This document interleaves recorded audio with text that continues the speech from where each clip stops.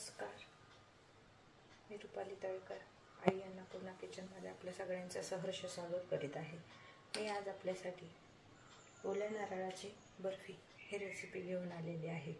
ह्याच्यासाठी लागणारे साहित्य: 1 वाटी ओल्या नारळाचा खवून घेतलेला नारळ, 1 वाटी पिठी साखर, अर्धी वाटी मिल्क पावडर। आपण आपल्या रेसिपीला सुरुवात करूया।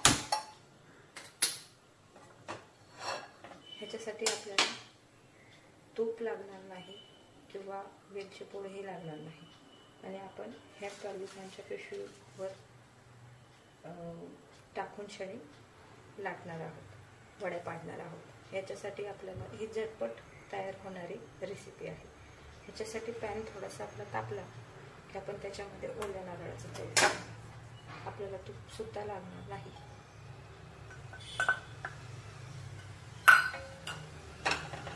ओला नारळ 1 वाटी टाकल्यानंतर 1 वाटी आपण पिठी साखर घेतली ती टाकणार आहोत। हलवायचे आहे।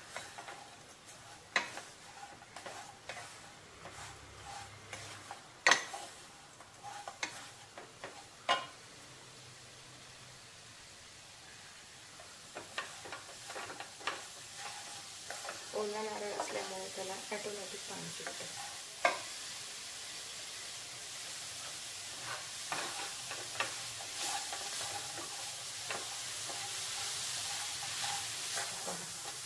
हळूहळू पिठी साखर आपली मेल्ट व्हायला लागली।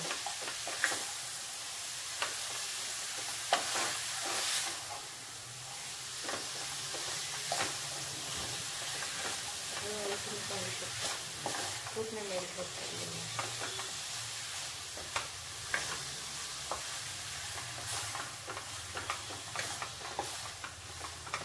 साखर आपली पूर्ण मेल्ट झालेली आहे। आता आपण ह्याच्यामध्ये मिल्क पावडर सुद्धा घालणार। आपल्याला अजून गोड हवं असेल तर आपण अजून पिठी साखर घालू शकतो। पिठी साखर घातल्यामुळे साखर लवकर वितळते आणि आपली वडी लवकर तयार होते। हे तुम्ही पाहू शकता आपली पिठी साखर पूर्ण वितळलेली आहे। आता आपण ह्याच्यामध्ये अर्धी वाटीची मिल्क पावडर घेतलेली आहे ती टाकणार आहोत। सतत एकसारखं हलवून मिल्क पावडरमुळे काय होतं, एक खव्याची टेस्ट येते।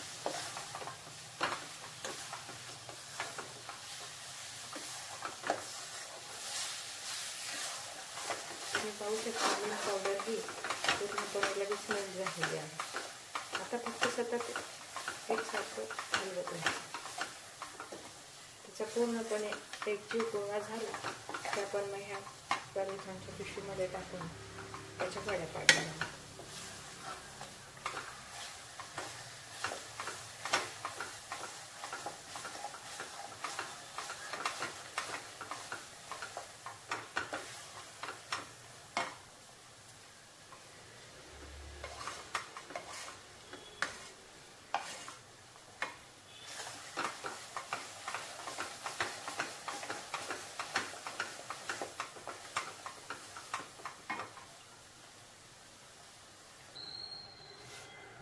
आपण पाहू शकता आपण गॅसची फ्लेम लो केलेली आहे। आपले हे एकजीव होत आलेला आहे। थोडीशी वाढवूया, मीडियम फ्लो करूया। फक्त एकसारखं हलवत राहिल्यामुळे आपण पाहू शकता हा एकजीव गोळा पूर्ण तयार होत आलेला। अजून थोडासा केला की आपण याला पिशवीमध्ये काढून घेणार आहोत आणि पिशवीच्या सहाय्याने वड्या पाडणार आहोत। ह्याच्यामुळे काय होतं, हात भाजत नाही, वड्या एकसारख्या होतात पिशवीमध्ये केल्यावर। खव्यामुळे एक ह्याला वेगळीच चव येते। असं वाटणारच नाही की आपले हे ओल्या नारळाचे किंवा ओल्या खोबऱ्याची आहे बरं। ह्याच्यावर आपण गार्निशिंगसाठी किंवा सजावटीसाठी ड्रायफ्रूटचे छोटे छोटे कापही टाकू शकतो.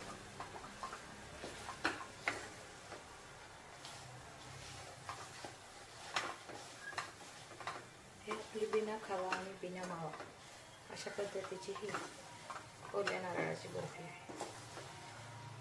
उद्या आषाढी एकादश आहे. आषाढी एकादशीसाठी आपण वेगवेगळे पदार्थ करत असतो.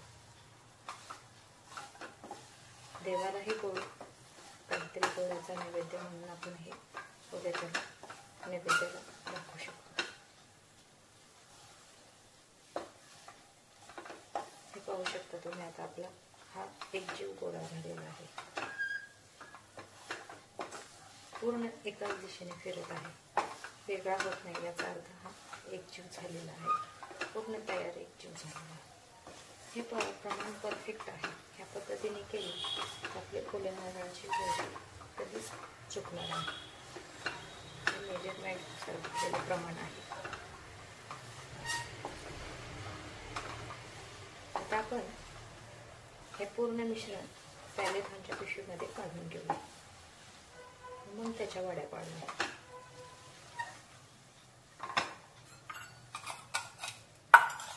मी त्याच्यासाठी ही पिशवी घेतलेली आहे. तिला आतून मी थोडंसं तूप लावलेलं आहे.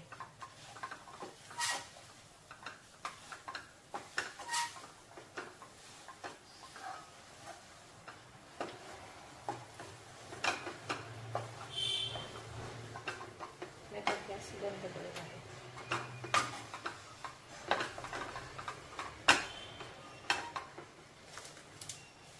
हे मिश्रण मी आता पिशवीमध्ये ओतून घेत आहे.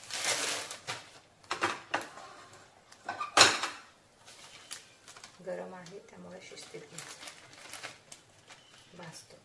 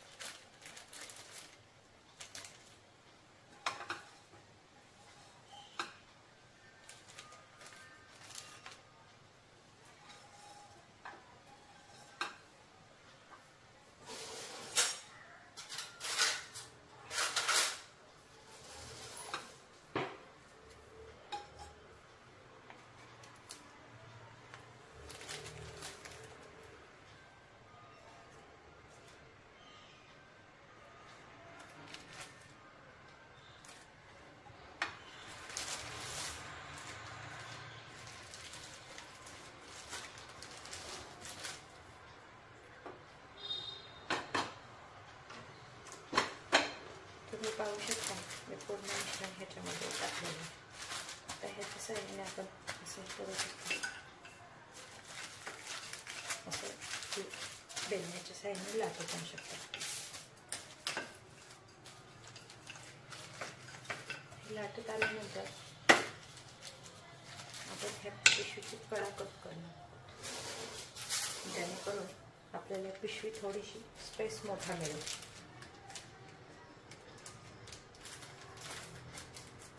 खालची बाजू कट केल्यानंतर पिशवी अशी खूप मोठी होते.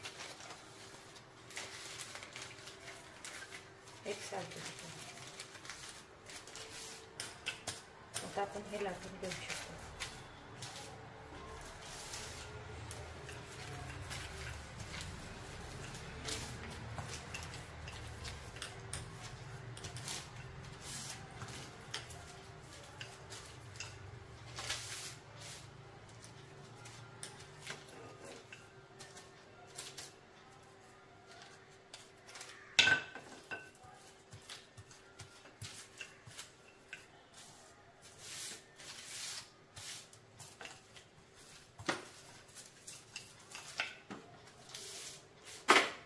त्याच्यामुळे काय होतं, लाटण्याला मिश्रण चिकटत पण नाही, वड्या पण एकसारख्या होतात.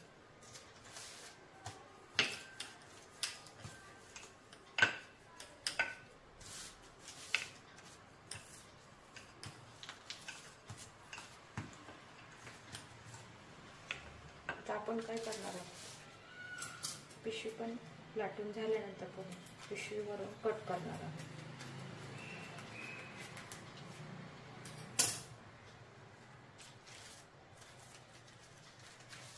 पिशवी कट केल्यानंतर आपण ह्याच्या छुरीच्या सहाय्याने वड्या पाडून घेणार आहोत.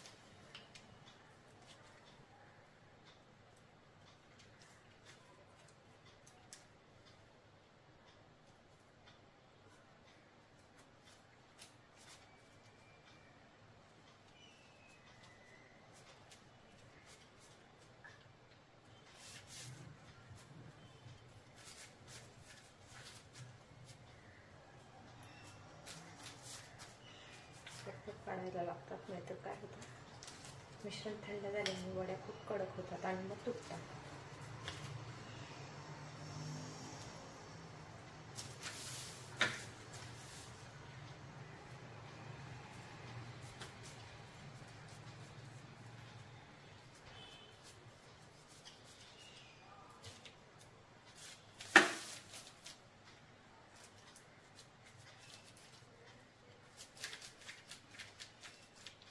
आपल्या वड्या आता तयार आहेत. मी तुम्हाला काढून दाखवते किती छान झालेले आहे.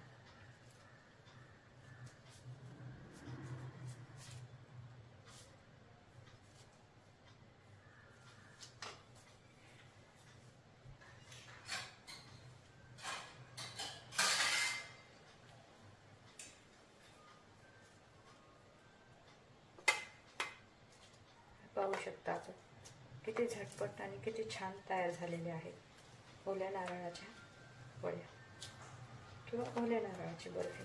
पण कोणाला कळणार पण नाही ही ओल्या नारळाची.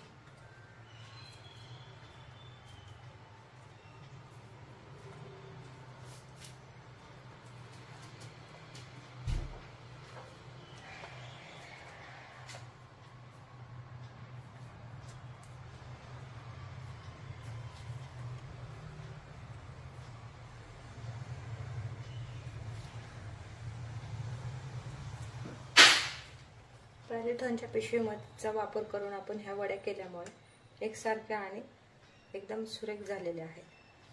रेसिपी आवडल्या असल्यास चॅनलला लाईक आणि सबस्क्राईब करायला विसरू नका. बेल आयकॉनचे बटन दाबून माझ्या चॅनलला सबस्क्राईब करा. थँक्यू.